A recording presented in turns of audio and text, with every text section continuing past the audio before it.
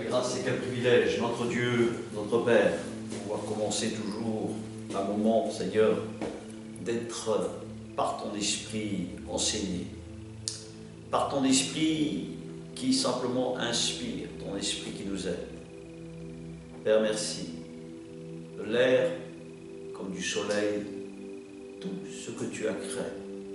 Tellement, Père, nous ne pouvons que rester ébahis devant le mystère. Et derrière ce mystère, c'est ton esprit. Le mystère de ton esprit qui fait, le mystère de ton esprit qui travaille, le mystère de ton esprit. Père, grâce te soit rendue d'éclairer toujours ta parole, de faire mouvoir ta parole. Alors à travers ce jour, je vais parler de quelque chose qui est toujours un peu avec de grandes interrogations et dans lequel on veut tous savoir qu'est-ce que l'esprit, qu'est-ce que en fait le baptême, qu'est-ce que le baptême d'eau, qu'est-ce que le baptême de l'esprit. Alors on va prendre bien évidemment toujours la parole de Dieu qui nous permet de savoir comment sortir l'enseignement, comment Jésus, Dieu, l'Esprit de Dieu explique ces choses. Et il est toujours bon de nous plonger toujours dans l'Écriture. Et nous savons très bien que dans l'Écriture, il y a avant même que la création fût, et que Jésus, Dieu, par son esprit qui se mouvait, parlait, et la première chose, nous savons qu'il y a la séparation de l'eau, et on voit très bien que Dieu a fait quelque chose d'assez particulier. C'est cette séparation qui fait que la terre, le sol, est sorti de l'eau.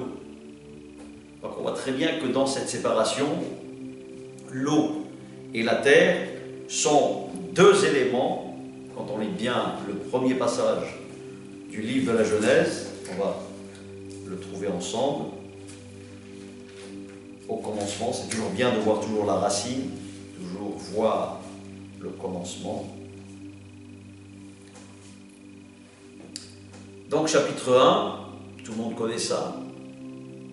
Au commencement, donc, Dieu créa le ciel et la terre. Donc déjà, il y a quelque chose qui nous échappe, on va dire, entre guillemets, le ciel et la terre. Donc il y a trois ciels, un premier, un deuxième et un troisième ciel. On sait très bien qu'il y a notre ciel, que l'on voit matériellement, il y a le deuxième qui est l'univers, et le troisième, bien évidemment, qui est au-delà de l'univers, dans lequel on a du mal à comprendre avec notre esprit, comprendre avec, bien sûr, nos pensées, qui sont limitées. C'est tout à fait normal qu'on ait du mal à comprendre le ciel. La terre n'était que chaos et vide. Donc il y avait des ténèbres et la surface de l'abîme de l'esprit. Et l'esprit de Dieu planait au-dessus de l'eau.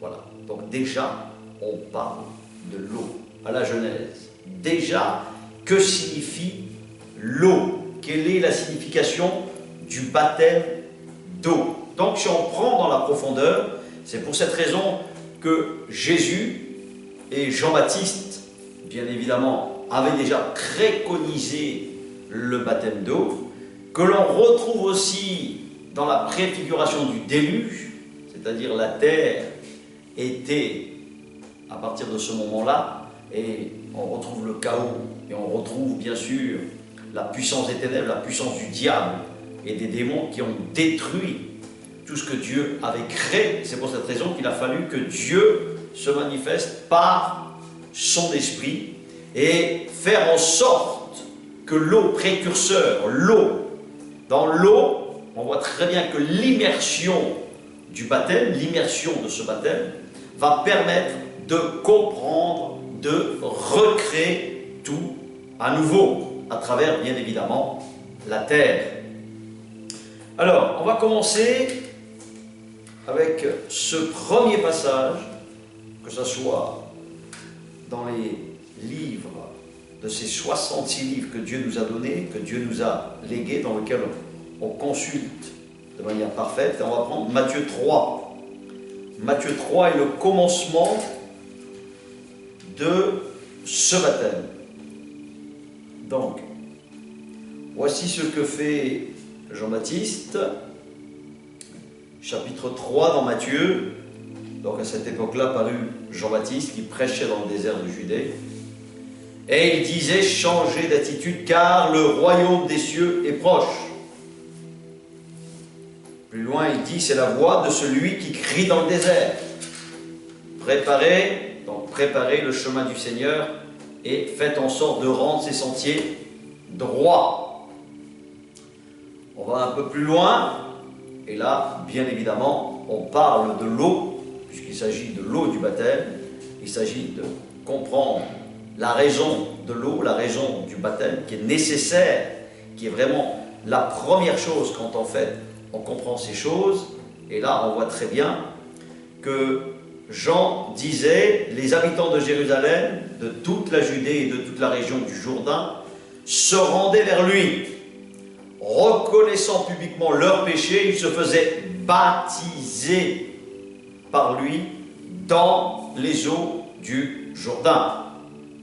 Et là, on voit très bien que Dieu explique à travers Jean-Baptiste, puisqu'il est celui qui prépare le chemin du Seigneur, il est celui qui prépare et qui dispose cet esprit de baptême. Et là, on voit très bien que le baptême de cet esprit de l'eau en premier, et qui s'ensuit par la suite, quand on lit bien le texte, d'ailleurs au verset, c'est ce qu'il dit, au verset 8, « Produisez donc du fruit qui confirme votre changement d'attitude, et ne vous avisez pas de dire que vous avez vos ancêtres tels comme Abraham. » En effet, je vous le déclare, que ces pierres, de ces pierres, Dieu peut faire naître des descendants à Abraham. Déjà la hache est mise à la racine des arbres, et tout arbre qui ne produit pas de bons fruits sera donc coupé et jeté au feu. Et là, verset 11, voilà ce qu'il dit: « Je vous baptise d'eau en vue de la repentance, mais celui qui vient après moi est plus puissant que moi. Mais lui, puisque moi je ne suis pas digne de porter ses sandales, mais lui, il vous baptisera du Saint-Esprit de feu. » Donc, on voit très bien que le cursus, la généalogie du baptême d'eau, de ce que Dieu explique déjà à la Genèse, dans lequel il va refaire à travers l'immersion de chaque être, qui commence par le début, c'est-à-dire le baptême d'eau. Donc, ce baptême d'eau est simplement la préfiguration qui nous permet de comprendre le baptême de l'Esprit, le baptême du feu, le baptême de ce feu de l'Esprit de Dieu qui nous permet, lors de son retour, de changer, lors de son retour, de naître, lors de son retour, de ressusciter. C'est pour cette raison que quand on lit bien les textes de l'Écriture, quand on voit ce que le Seigneur nous rapporte à travers ses évangélistes, à travers Matthieu, on comprend que en fait, Dieu, et Jésus le dit à travers ses évangélistes,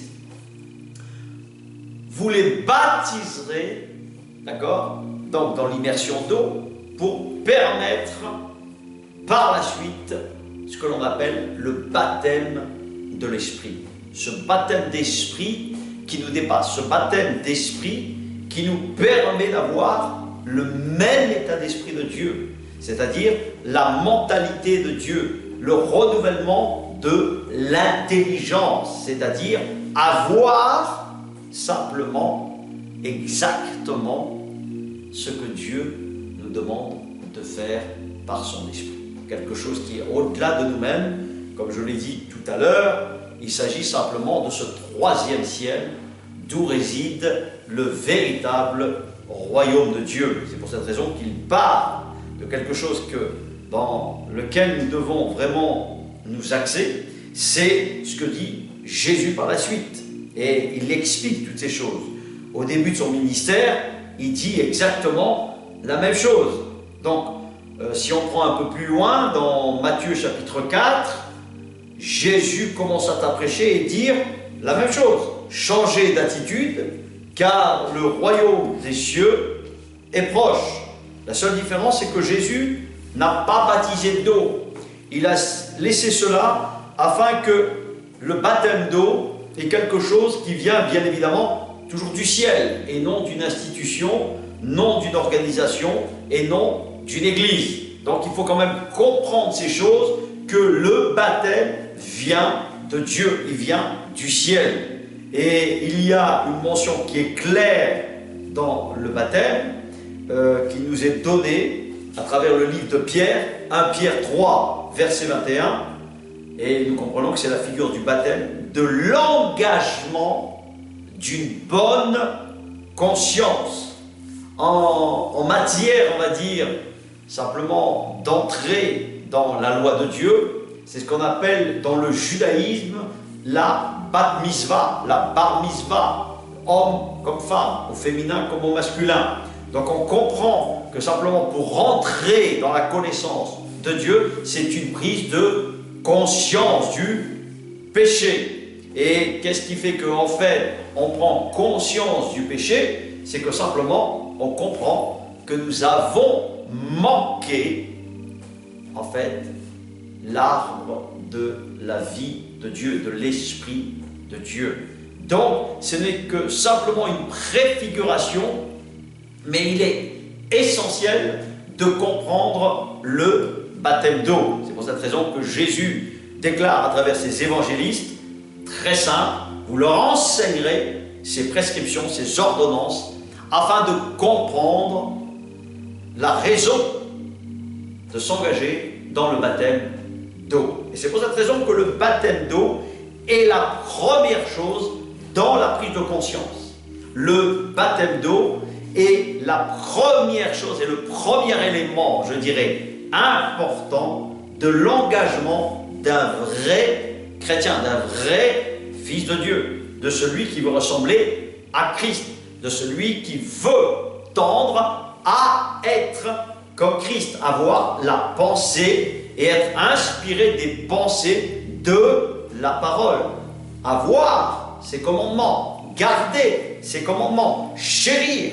Et on retrouve dans le livre de la loi simplement quelque chose qui est très important, et nous comprenons que dans le 3e commandement, tu pratiqueras la droiture et la justice.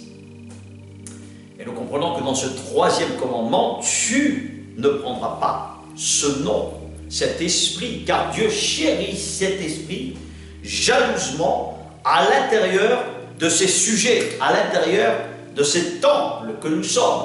Donc, nous ne pouvons pas dire, et Jésus parlait clairement là-dessus, le maître expliquait ces choses, même à travers les pharisiens de l'époque, où il disait, détruisez ce temple et je le reconstruirai, je le rebâtirai. Il ne comprenait pas le sens allégorique de la parabole dans lequel Dieu parlait. Il les maintenait pour un temps dans un aveuglement, parce que la parabole c'est te maintenir dans un aveuglement pour que tu puisses chercher Dieu, reconnaître Dieu. Dieu parle sous toutes les formes, mais on n'y prend point garde. C'est pour cette raison que à chaque fois, nous devons vraiment, à travers l'Écriture, comprendre le sens, que ce soit le baptême, que ce soit la repentance et que ce soit le baptême de l'Esprit. Le baptême de l'Esprit nous permet de conscientiser que nous sommes en dehors des voies, des commandements de Dieu. Donc, on peut le rétorquer, on peut bien évidemment le dire sous toutes les formes de mots, mais il en résulte que le mot le plus fort est le mot repentance, qui est le changement d'attitude, comme le maître nous l'explique. Donc, nous devons prouver, d'accord, que nous devons changer, tendre. C'est-à-dire que l'engagement de ce baptême nous engage à être conscients, c'est-à-dire calculer, comprendre l'engagement qui nous est nécessaire. Et ça, c'est l'œuvre des maîtres, l'œuvre des serviteurs, l'œuvre, en fait, de ceux qui annoncent cette parole au travers de ses fils et de ses filles, de ses serviteurs.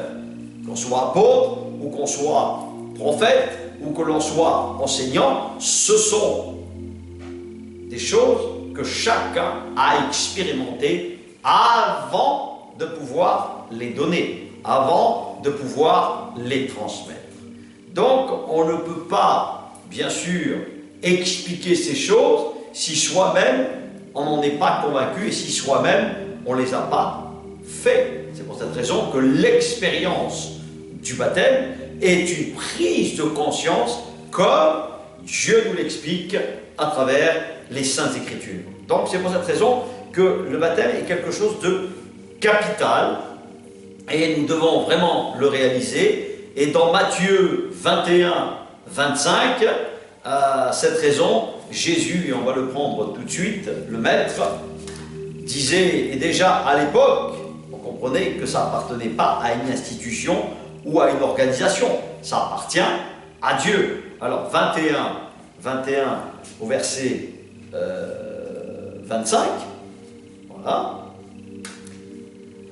21-24, pardon, Matthieu 21-24, Jésus leur répondit, « Je vous poserai moi aussi une question. Si vous m'y répondez, je vous dirai par quelle autorité je fais ces choses. » Alors, je vous pose la question. Le baptême de Jean, d'où venait-il? Voilà. Du ciel ou des hommes? Donc là, on voit très bien que si on prend un parallèle d'aujourd'hui, on va te dire, non, mais c'est l'Église qui baptise. Il faut appartenir à une Église. C'est faux. C'est complètement faux. L'Église est soumise aux lois de Dieu. Pour cette raison qu'on a du mal à comprendre, et c'est la même raison que les pharisiens de l'époque raisonnaient en eux-mêmes. Il dit, si nous répondons du ciel, il nous dira, pourquoi donc n'avez-vous pas cru en lui? Voilà, c'est au-dessus, c'est dans le ciel. Comme je viens de te le lire dans la Genèse, en fait, tout vient du ciel, tout vient du royaume céleste, du royaume de Dieu, d'accord, qui va bientôt venir sur la terre. Et il nous tarde, en tant que fils ou fille de Dieu, en tant que chrétien authentique, de comprendre ces choses. Et quand nous les comprenons vraiment, nous réalisons que la première chose, en fait, du baptême d'eau, n'est que simplement la préfiguration de renaître. C'est pour cette raison que Nicodème parle de ces choses. Mais on y va progressivement, comme ça permet vraiment de bien comprendre.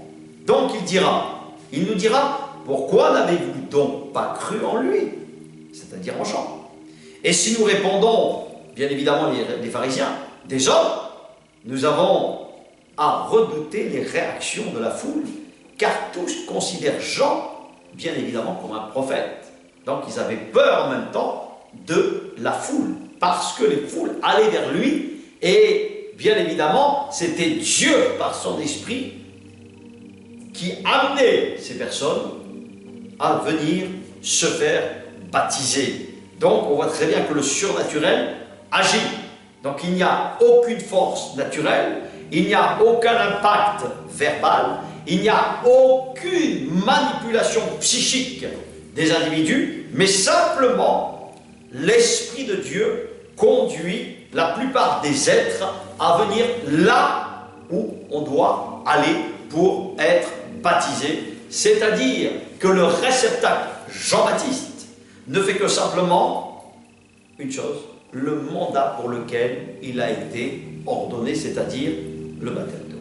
Donc, il n'a fait que ça, il n'a pas fait de miracle, il n'a rien fait d'exceptionnel, et chaque être a un talent particulier mandaté de la part de Dieu, dans lequel on reçoit et dans lequel on auto-enfante, on auto-verbalise, on auto-effectue, c'est-à-dire ce que Dieu a mis dans le cœur de chaque être.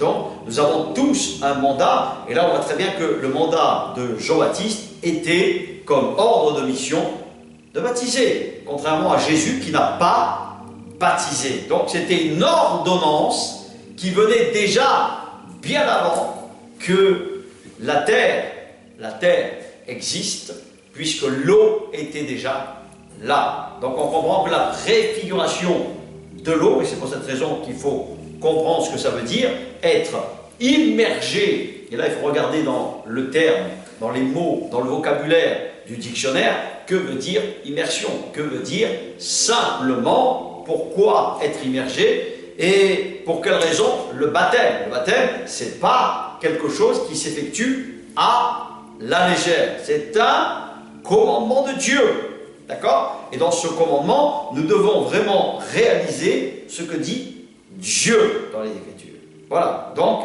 à partir de là, verset 27, il dit, alors ils répondirent à Jésus, nous ne savons pas. Et il leur dit à mon tour, voilà, Jésus répond, ben moi non plus, je ne lui dirai pas par quelle autorité je fais ces choses. Donc, il y a des choses qu'on doit vraiment comprendre, que le baptême d'eau ne vient pas d'une institution, ne vient pas d'une église, ça vient bien du ciel. Donc s'ils avaient répondu du ciel, alors pourquoi vous n'avez pas été attirés et vous n'avez pas cru que Jean-Baptiste avait cette ordonnance de baptiser? Ça veut dire que simplement, vous ne croyez pas à moi, vous ne croyez pas ce que je donne à mes saints serviteurs sur la terre. C'est pour cette raison que chacun a un mandat particulier et cela ne se choisit pas. C'est Dieu qui choisit ses serviteurs, c'est Dieu qui les établit, c'est Dieu qui les envoie et c'est Dieu, c'est toujours l'Esprit de Dieu. Donc, ça, c'est une phase première dans laquelle on parle du baptême d'eau. On retrouve cela aussi encore dans Acte 2, dans les actes, comme son nom l'indique, c'est-à-dire l'Esprit qui agit souverainement en acte. Et là, on voit la constitution réelle des pierres de Dieu, c'est-à-dire de l'Église de Dieu. Ce sont des édifices vivants.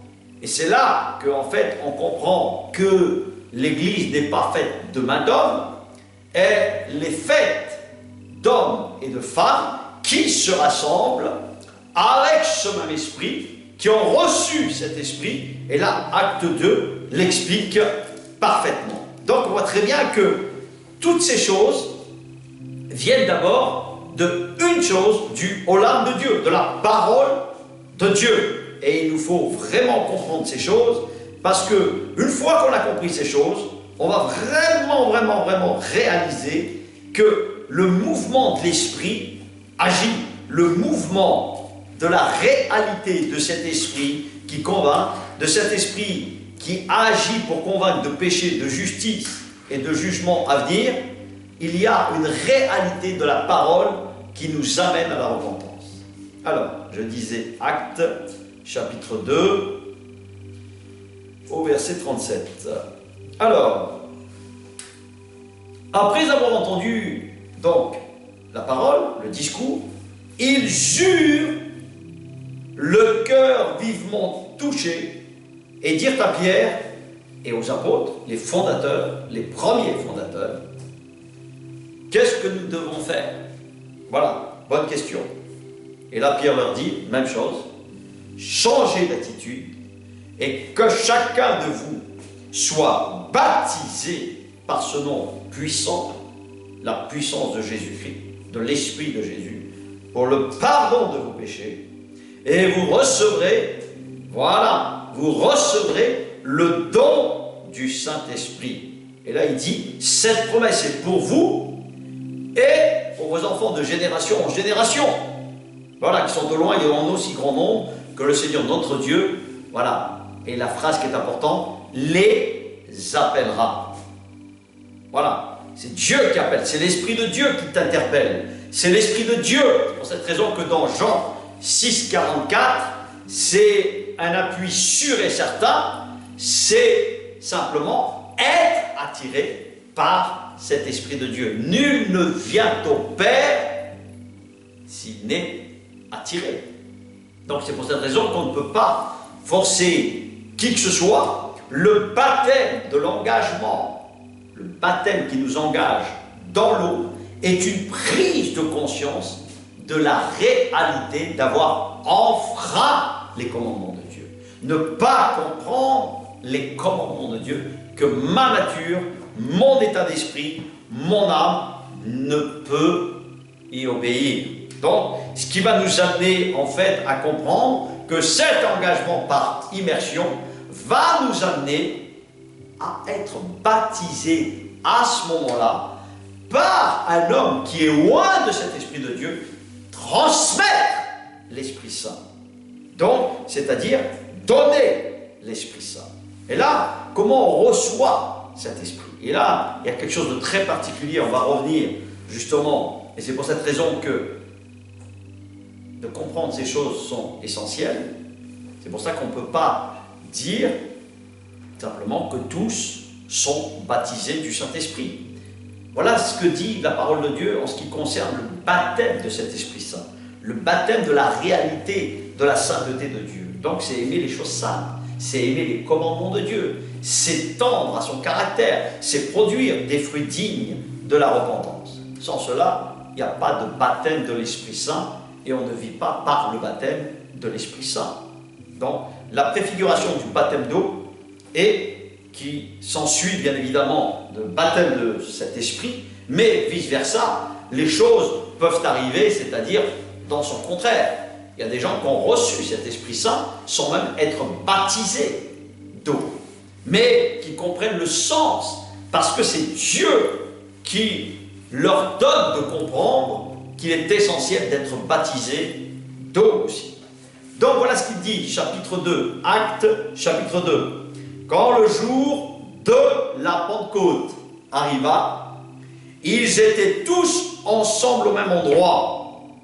Ah, donc déjà l'unité est quelque chose d'important, la solidarité est quelque chose d'important. Et tout à coup, il vint du ciel, voilà, un bruit comme celui d'un vent violent. Et là on voit très bien qui est écrit, qui remplit toute la maison où ils étaient assis. Et là à ce moment-là, des langues, voilà, des langues qui viennent sur eux de feu, leur apparurent séparées les unes des autres, et elles se posèrent sur chacun d'eux. Et ils furent tous remplis du Saint-Esprit et se mirent à parler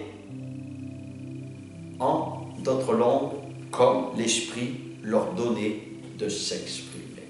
Donc, on voit très bien que ce baptême surnaturel qui vient nous fait parler un langage qui nous semble très étrange, et ce langage nous permet de comprendre une seule chose, c'est un esprit qui nous permet de parler avec Dieu, d'où on retrouve certains passages, prier continuellement, c'est-à-dire parler à l'intérieur de vous-même avec Dieu. Et ce langage qui nous est dans cette intimité nous permet vraiment de comprendre que cet esprit nous soutient.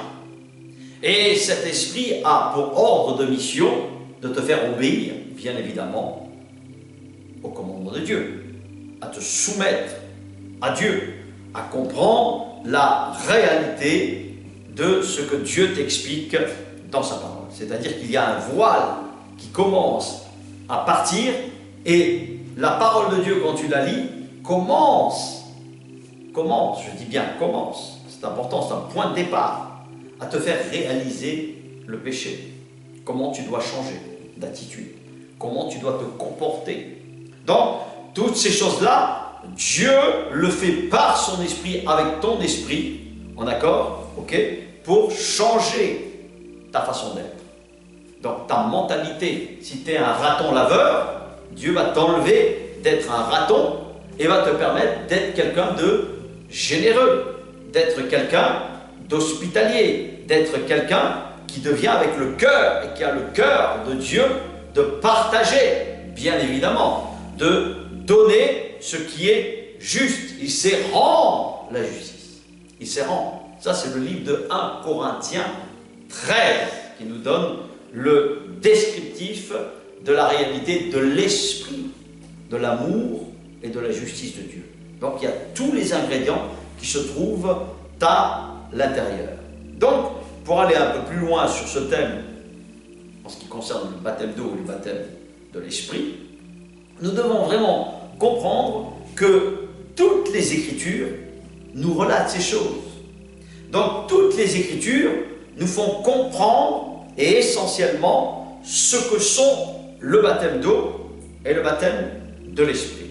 Donc, un autre passage que je vais te prendre, j'espère que tu as compris que le baptême n'est pas l'institution, l'organisation, mais que cela vient de Dieu. Donc quand tu as été engagé de manière consciente, que tu as pris conscience, tu n'as pas besoin de répéter un deuxième baptême. Non, il n'y a qu'un seul baptême. Et là on va le voir tout de suite dans Éphésiens 4. Voilà, Éphésiens 4, voilà ce qu'il dit.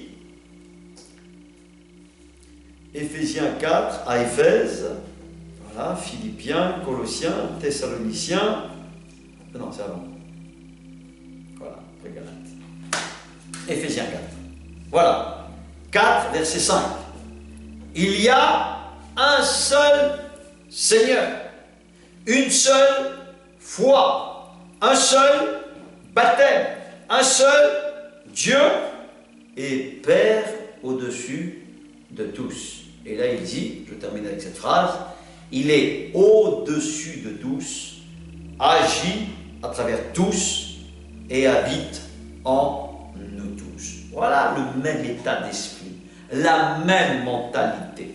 C'est avoir l'esprit du futur royaume de Dieu, c'est-à-dire à sa justice, à son amour, à sa paix, à sa joie, à sa bonté, à sa bienveillance, à sa maîtrise. Et c'est comme ça qu'on comprend que veut dire aimer son semblable comme soi-même. Ce sont des éléments de base que nous devons surtout avoir et comprendre. Un autre passage qui dit dans Hébreux, chapitre 6, Hébreux, chapitre 6, voilà, verset 2, voilà ce qu'il dit. Chapitre 1, on va dire même. Alors, Hébreu, j'ai dit, chapitre 6. Hein. C'est pourquoi, laissant les bases de l'enseignement relatif, donc, au Messie, au Christ, à l'Esprit de Christ, tendons, voilà, et ça, nous devons surtout, chacun de nous, quand nous marchons, après notre baptême, avoir compris ces choses, tendons vers la maturité, sans avoir à reposer le fondement du renoncement aux œuvres mortes, c'est-à-dire à la préfiguration de la première naissance. C'est pour cette raison que le baptême est vraiment une deuxième naissance. C'est une préfiguration toujours aux œuvres mortes de la foi en Dieu, de l'enseignement concernant les baptêmes et l'imposition des mains, de la résurrection des morts et du jugement éternel.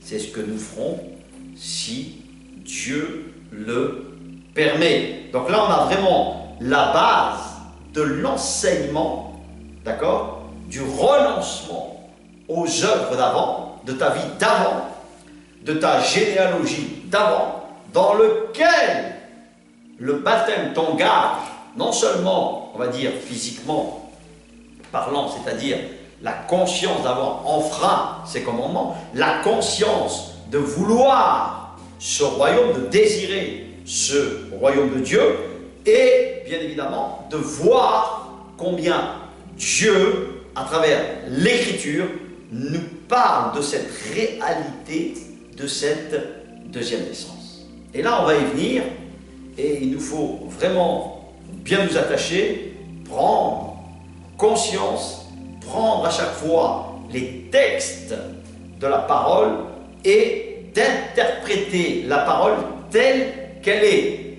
Ne rien modifier sans même tordre quoi que ce soit dans ce que Dieu donne ou rajouter des choses encore à travers cette parole. Donc, chaque fois, nous devons vraiment concordé à travers les 66 livres, puisque tous les livres de Dieu que nous avons à travers ce livre qui est unique, de la parole de Dieu, nous devons les faire concorder. Et c'est très important. C'est comme cela que l'on peut dire vraiment que tous ces livres sont la réalité de sa parole.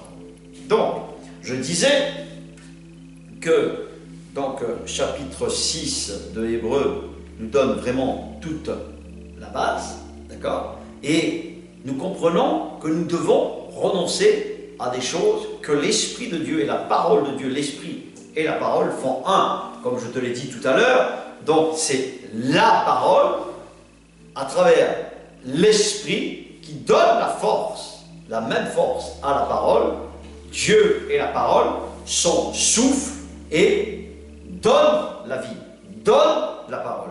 Et il ne peut que répondre à sa parole, c'est-à-dire à sa justice et à ce qu'il est et ce qu'il nous donne à travers les Saintes Écritures. Donc, je voyais aussi un autre texte qui va nous permettre vraiment de bien nous appuyer là-dessus. C'est Actes chapitre 19. Actes chapitre 19. Tac. Voilà. Acte 19.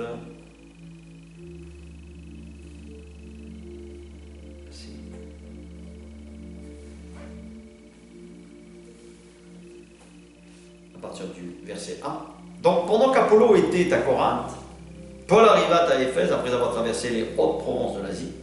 Il rencontra quelques disciples et il leur dit: avez-vous reçu le Saint-Esprit lorsque vous avez cru? Ils lui répondirent: nous n'avons même pas entendu parler d'un Saint-Esprit. Et il leur demande: de quel baptême, voilà, et quel baptême avez-vous reçu? Ils répondirent: le baptême de Jean, le baptême d'eau. Alors Paul leur dit: Jean a baptisé du baptême de repentance, en disant au peuple de croire en celui qui venait après lui, c'est-à-dire en Jésus le Messie. Sur ces paroles, voilà, ils furent baptisés au nom du Seigneur Jésus. Lorsque Paul posa les mains sur eux, le Saint-Esprit vint sur eux, et ils se mirent à parler en langue et à prophétiser. Voilà, là on retrouve encore un schéma de personnes qui avaient reçu le baptême de repentance, mais qui n'avaient pas reçu le baptême de la puissance de l'Esprit de Dieu, qui n'est pas uniquement le parler en langue, mais qui est bien plus que ça, qui est la force de cet Esprit d'obéir à ses commandements, d'être hanté et tendre, comme je te l'ai dit tout à l'heure, dans Hébreux 6, en fait, c'est de tendre à cette maturité. Hein? Donc c'est pour cette raison que Hébreux est clair là-dessus. Quand Dieu parle aux frères de l'époque, il leur dit simplement, et ça, pour toi comme pour moi, c'est quelque chose qui doit être essentiel. Celui qui prêche et celui qui écoute. Voilà, c'est pourquoi, laissant les bases de l'enseignement relatif au Messie, tendons vers la maturité, sans avoir à reposer le fondement du renoncement aux œuvres mortes, de la foi en Dieu, de l'enseignement concernant les baptêmes et l'imposition des mains, de la résurrection des morts et du jugement éternel. C'est ce que nous ferons si Dieu le permet. C'est un pouvoir que Dieu lègue à son peuple. C'est un pouvoir que Dieu donne, au même titre, de déposséder ceux qui sont sous la puissance du diable et guérir les malades. C'est un ordre que Dieu donne à son peuple, que son peuple peut effectuer quand il a compris le sens de ces choses, quand il a suffisamment la maturité d'esprit, comme Jésus croissait en sagesse, en intelligence et en stature. Nous devons croître pour que Christ se forme en nous et qu'on voit la réalité d'un vrai Christos, d'un vrai chrétien. Voilà, pour ça que j'emploie toujours ce mot Christos, qui est au sens en fait profond, qui n'est pas simplement le chrétien ou la chrétienté comme on peut l'entendre, sous des aspects simplement superficiels. Non, c'est bien plus profond que ça. Et dans la profondeur de ce que c'est et de ce qu'est la réalité Christos, il comprend ces choses parce qu'il a une maturité par laquelle il a reçu l'enseignement, bien sûr, de ses pères, qu'il a reçu, et où alors, et nous devons surtout bien le comprendre, qu'il y a des hommes qui sortent, ou des femmes qui sortent de l'ordinaire, qui ont reçu ça directement du ciel, c'est-à-dire révélé par l'Esprit de Dieu en tête à tête. Et là, on va le voir, c'est quelque chose qui est tellement puissant, c'est 2 Corinthiens 12,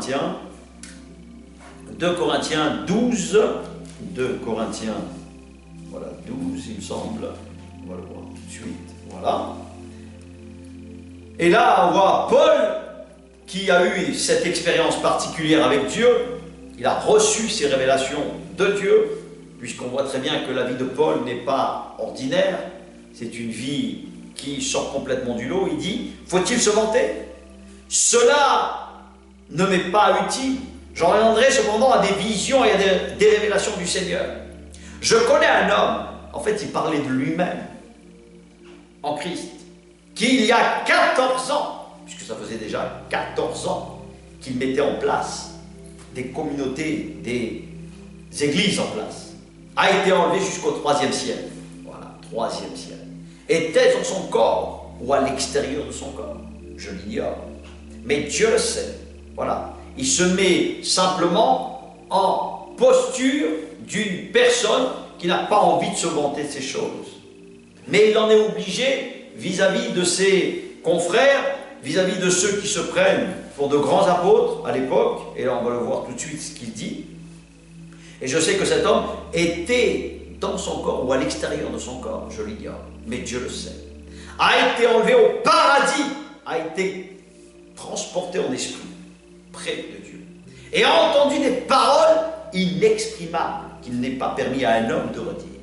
Je me vanterai d'un tel homme, mais de moi-même, voilà ce qu'il dit, je ne me vanterai pas, sinon simplement de mes faiblesses, que je suis un pauvre type par nature, que je ne suis rien.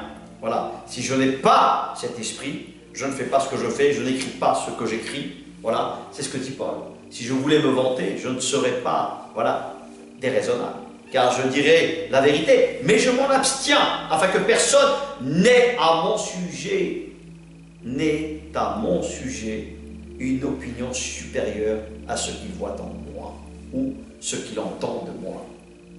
Et pour que je ne sois pas rempli d'orgueil, voilà, c'est pour cette raison que Dieu permet quelquefois des situations à certains, à tous d'ailleurs, sans exception, quand on reçoit des révélations extraordinaires, il dit, j'ai reçu une écharde dans le corps, un ange de Satan, un démon, pour me frapper et m'empêcher de m'enorgueillir. 3 fois même j'ai supplié le Seigneur de l'éloigner de moi. Et il m'a dit, ma grâce te suffit, car ma puissance, la puissance de son esprit, s'accomplit dans la faiblesse. Voilà. Aussi, je me montrerai bien plus volontiers fier de mes faiblesses, afin que la puissance de Christ repose sur moi. C'est pourquoi je me plais dans les faiblesses, dans les insultes, dans les détresses, dans les persécutions, dans les angoisses pour Christ. Car quand je suis faible, c'est alors, voilà, c'est une phrase qu'on adore dire, la plupart, mais ils ne mesurent pas ce que ça veut dire. C'est alors que je suis fort, c'est quand je suis faible. En fait, les faiblesses, il n'y a que l'Esprit de Dieu qui peut permettre sa puissance, de faire des choses au-delà de toi-même, sans même prendre la nature humaine telle qu'elle est. Chaque être humain, moi le premier, comme tous les êtres humains, l'orgueil nous habite, comme la rébellion. Et nous savons que ce sont des choses tellement enfouies en nous-mêmes. C'est comme simplement la timidité est une forme d'orgueil caché. Parce que simplement, nous n'avons pas cette possibilité de le faire. Mais Paul avait certainement cette possibilité et Dieu l'a contraint à travers une écharpe qui veut dire simplement un problème physique, un problème de santé, dans lequel Dieu a permis. Donc nous savons que l'œuvre du Satan, et Paul nous le rappelle, c'est le Saint-Esprit qui rappelle ces choses à travers Paul, et nous n'avons rien à nous enorgueillir de dire ces choses, et nous comprenons que quand Paul parle comme cela, il dit bien tout ce qui est sur la terre, tout ce qui est de la chair, vient du diable. Chaque chose, sans même se rendre compte. C'est pour cette raison que le baptême est quelque chose de capital. Quand nous avons compris que nous devons quitter la terre, que, en fait, avant même de comprendre ces choses, il n'y a que cet esprit qui te conduit vraiment à la repentance. Et il n'y a que cet esprit qui te convainc de péché pour le jugement à venir, qui va venir sur l'humanité. Le royaume de Dieu, Jésus, le roi des rois, c'est-à-dire le Messie que l'humanité attend. C'est ça la réalité.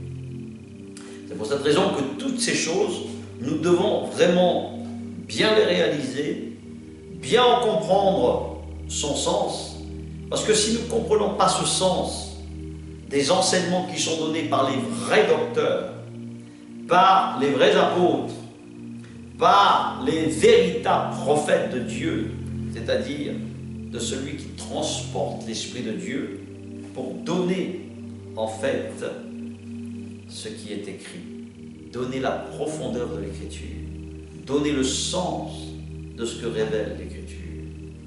Donc on va reprendre encore un passage qui est Acte 10 au verset 10 au verset 44, 10, 44, 10. Voilà. Pierre parlait encore quand, voilà, le Saint-Esprit descendit sur tous ceux qui écoutaient quoi? La parole. Voilà. Et tous les croyants, qu'on soit circoncis ou non, c'est la même chose. C'est pour ça que j'aime dire quelquefois, il n'y a qu'une seule circoncision, tu ne peux pas en faire deux. Ben, le baptême, c'est pareil. Le baptême, il vient de Dieu. Quand tu l'as fait consciemment, tu n'as pas à te faire rebaptiser une deuxième ou une troisième fois en fonction des institutions qui te disent « Moi, je suis la meilleure église, la meilleure institution, la meilleure communauté, la meilleure famille. » Tu as besoin d'être rebaptisé parce que tu n'as pas reçu le bon enseignement. Non. Il faut comprendre ces choses. Le mauvais enseignement, c'est ce qui ne t'amène pas à la repentance. Le bon enseignement te donne de t'amener à la repentance et être conscient que tu n'obéis pas au commandement de Dieu. Simplement, l'enseignement t'amène toujours à obéir, le véritable enseignement. C'est pour cette raison qu'il faut que la base de cet esprit, quand on écoute la parole, descend.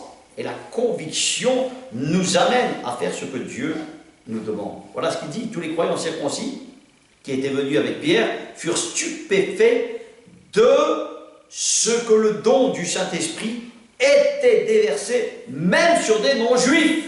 En effet, ils les entendaient parler en langue et célébrer la grandeur de Dieu. Voilà. C'est comme cela qu'on va avoir le même esprit quand le royaume de Dieu va venir. Voilà. Alors Pierre dit, peut-on refuser l'eau du baptême à ceux qui ont refusé le Saint-Esprit, tout comme nous? Et il leur donna de les baptiser au nom du Seigneur. Ils lui demandèrent alors de rester quelques jours avec eux. Donc nous voyons que l'Esprit de Dieu n'agit pas de manière conventionnelle. On peut recevoir le baptême du Saint-Esprit sans avoir même été baptisé. Ça paraît au départ ce que l'on appelle la première phase. Mais Dieu n'est pas dans la convention. Dieu n'est pas dans l'institution. D'ailleurs, quand il dit « détruisez ce temple », on voit que Dieu fait des choses qui nous choquent. Jésus est quelqu'un qui choque. Dieu choque. Il est contre l'institution institutionnalisée. Et ouais, il faut bien comprendre ces choses. Et nous devons réaliser que nous pouvons recevoir ce baptême d'esprit, d'accord, qui nous a convaincus de péché, de repentance. Mais bien évidemment, quand on comprend ces choses, voilà, l'apôtre les baptise par la suite du baptême d'eau. Voilà, parce qu'ils avaient compris et ils savaient que c'était une ordonnance, une prescription de Dieu. Donc on fait ce que Dieu nous demande. Quand en fait tu n'es pas marié, que tu vis dans le concubinage par exemple, voilà, quand tu es convaincu de péché, ben, tu te maries. Voilà, tu as compris, il n'y a pas de règle avec Dieu. Dieu fait par son esprit, et c'est son ministère, à travers ceux et celles qui travaillent comme cela, de convaincre. Voilà, c'est la parole, l'esprit de la parole, de ces commandements, qui te convainc que tu as enfreint, que tu es dans l'adultère, que tu es dans la fornication, que tu es dans la masturbation, que tu es dans les impudicités sexuelles. Dieu fait ces choses. Il fait son œuvre pour que tu changes d'attitude. Donc ce n'est ni plus ni moins qu'une chose, la préfiguration du baptême d'eau. Et je me réjouis à chaque fois de dire pour ma part, moi-même, qui n'était pas en ordre avec Dieu dans plein de choses, mais le baptême de l'Esprit de Dieu, ce baptême de l'Esprit, le baptême qui te permet de comprendre ses commandements, qui t'ouvre les yeux. Pourquoi je dois adorer le jour du Seigneur? Pourquoi je dois comprendre ce jour qui me sanctifie? Pourquoi? Mais ça, il faut être convaincu de l'Esprit de Dieu, être convaincu de sa parole. Voilà. Quand Dieu parle, il parle, et il faut rendre vivant à chaque fois la parole de Dieu. Voilà comment Dieu nous demande d'agir. C'est pour cette raison le commencement que je t'ai donné de l'eau commence en principe par le baptême. Pour cette raison que Dieu dit aux pharisiens d'époque, comme on pourrait dire aux chrétiens d'aujourd'hui, dans les institutions qui la plupart malheureusement ne comprennent pas le sens des Écritures, puisqu'ils reçoivent de père en fils ce qu'on appelle l'œuvre d'un pasteur, l'œuvre d'une institution, être ordonné par des hommes mais non par Dieu. Voilà. Et là ça devient très grave quand ça reste humain ou institutionnel. Nous devons vraiment réaliser que d'où vient Matthieu 21, 25, et ça, tu vas le garder et tu vas bien l'enregistrer, d'où vient le baptême. Est-ce qu'il vient des hommes ou est-ce qu'il vient de Dieu? Est-ce qu'il vient de l'Église ou est-ce qu'il vient de Dieu? Je viens de te le dire tout à l'heure, on en a parlé, tu reprends les passages que je viens de te citer, tu réécoutes l'enseignement, tu te bâches l'enseignement, et cela va te permettre de réaliser la réalité du baptême d'eau et du baptême de l'Esprit. Donc, ce baptême de l'Esprit n'est que simplement 50 jours après la Pâque, après la fête des pains sans levain, parce que ça a un sens, tout cela. Et ce sens est un plan de salut de Dieu, c'est le plan du Messie, de Jésus, de la croix du Calvaire, où on reçoit 50 jours après ce que l'on appelle, dans la première alliance, les commandements de Dieu. Et simplement, quand Jésus a été glorifié et remonté au ciel, il nous envoie son Esprit Saint. Attendez, sans cela, vous ne pouvez rien faire. C'est pour ça que Dieu n'est pas celui qui marche de manière conventionnelle, il n'est pas celui qui marche comme certaines institutions le disent. Il y a des principes qui sont clairs avec Dieu. Dieu a horreur d'une chose, du rituel. Dieu a horreur de tout ce qui est rébarbatif et habitude. Dieu n'est pas dans l'habitude.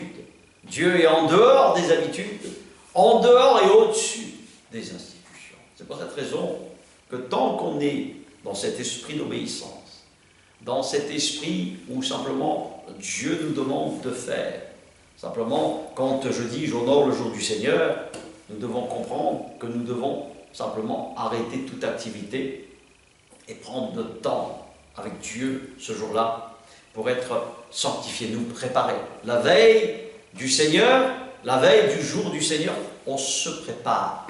On dispose, c'est-à-dire nos aides pour recevoir la parole, recevoir simplement ce que Dieu a à nous dire. Et surtout, c'est un jour de fête. Voilà, c'est une fête. Le jour du Seigneur est une fête. On passe du temps avec sa famille.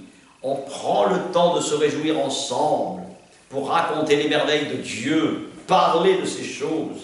Et nous comprenons, si nous comprenions vraiment ce sens-là, je vous assure vraiment de la réalité de ces commandements, combien ils sont bons, combien ils sont des délices, combien ils sont des mets succulents, ces commandements. C'est pour cette raison que je ne cesse de revenir là-dessus, parce que c'est vraiment l'Esprit Saint qui t'amène à obéir. C'est l'Esprit Saint, ce n'est pas naturel. Moi, je n'ai jamais été ordonné dans ces choses. J'étais étranger et loin tellement dans ce pays, bien évidemment, où je suis né en Occident. Donc on comprend qu'en fait, on ne peut pas fonctionner comme Dieu nous le demande. Il faut que ce soit l'Esprit de Dieu qui t'amène au baptême.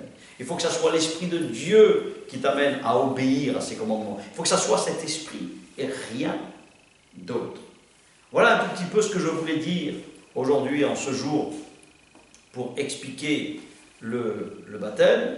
Et je vais terminer avec une seule chose qui est importante, en restant toujours sur l'Esprit de Dieu, sur l'Esprit Saint. C'est le livre de Jean. Le livre de Jean au chapitre 3. Livre de Jean, chapitre 3, verset 3 aussi, toujours dans la trilogie des choses. Dieu, 3 fois saint, il est saint notre Dieu, il est bon notre Dieu. Oh, ouais. 3 et verset 3. Jésus répond. Voilà. En vérité, je te le dis, Nicodème, ou je te le dis, mon frère, ma sœur, ou celui qui est étranger à ces choses, à moins de naître de nouveau, personne ne peut voir le royaume de Dieu. Ah. Voilà. Comment un homme peut-il naître quand il est vieux? Peut-il une seconde fois entrer dans le ventre de sa mère et naître? Ben, Jésus lui répond, en vérité, je te le dis, à moins de naître d'eau, voilà, et d'esprit, on ne peut entrer dans le royaume de Dieu. Ce qui est né des parents, ce qui est né de la chair et du sang, est humain. Et de ce qui est né de l'esprit est esprit. Ne t'étonne pas que je t'ai dit, il faut naître de nouveau. Car tu sais que le vent souffle, donc il y a les éléments naturels que Dieu a créés. Dieu est celui qui a créé toutes ces choses, où il veut. Et tu en entends le bruit, mais tu ne sais pas d'où il vient, ni où il va. C'est aussi le cas de toute personne qui est née de l'Esprit. Voilà. Qui est née de l'Esprit, de cet Esprit de Dieu, depuis la création. Faisons l'homme à notre image, pour qu'il nous ressemble, pour qu'il tende, et toutes les préfigurations du baptême, c'est tendre à avoir ce cœur, cet Esprit de Dieu, le cœur de l'Esprit de Dieu, le cœur de ses commandements, c'est le cœur. Pour cette raison que Nicodème dit, comment cela peut-il se faire? C'est une grande question et tout le monde se pose cette question. Moi, le premier va me dire, humainement parlant, mais qu'est-ce que c'est que cette foutaise? Qu'est-ce que ça veut dire d'être de nouveau? Mais c'est quoi? Et là, il dit bien, regarde ce que dit le maître. Comment peut-il se faire? Comment cela peut-il se faire, pardon? Jésus lui répondit, tu es l'enseignant d'Israël. Même Jésus est choqué. Et tu ne sais pas cela. En vérité, je te le dis, nous disons ce que nous savons. Et nous rendons témoignage de ce que nous avons vu. Et vous ne recevez pas mon témoignage. Si vous ne croyez pas quand je vous parle des réalités terrestres, comment croirez-vous aussi si je vous parle des réalités célestes? Personne n'est monté au ciel. Personne. Sinon celui qui est descendu du ciel, c'est-à-dire le Fils de l'homme, c'est-à-dire Dieu, de son ciel de gloire. Donc si tu médites un peu ces choses, tu les réfléchis avec Dieu, tu pries Dieu pour comprendre ces choses, tu as compris que la nouvelle naissance n'est que simplement le reflet d'un engagement, d'une réception de cet esprit qui va te permettre, parce que tu as identifié Dieu, tu as compris ce que c'est la repentance, tu as réalisé et tu crains Dieu pour marcher selon ses ordres, ses prescriptions, obéir à ce qu'il te demande. Et à ce moment-là, tu connaîtras la nouvelle naissance. Nous connaîtrons en fait cet enlèvement lors de son avènement. C'est ça qu'il nous faut comprendre. Ce sont des choses qu'il nous faut vraiment réaliser. C'est pour cette raison qu'aujourd'hui, à travers ce message du baptême d'eau, et nous devons vraiment le comprendre, qu'il n'y a pas de convention particulière entre le baptême d'eau et le baptême de l'esprit. Ce n'est pas quelque chose qui peut passer avant, elle peut passer même en deuxième, que simplement quand on a compris,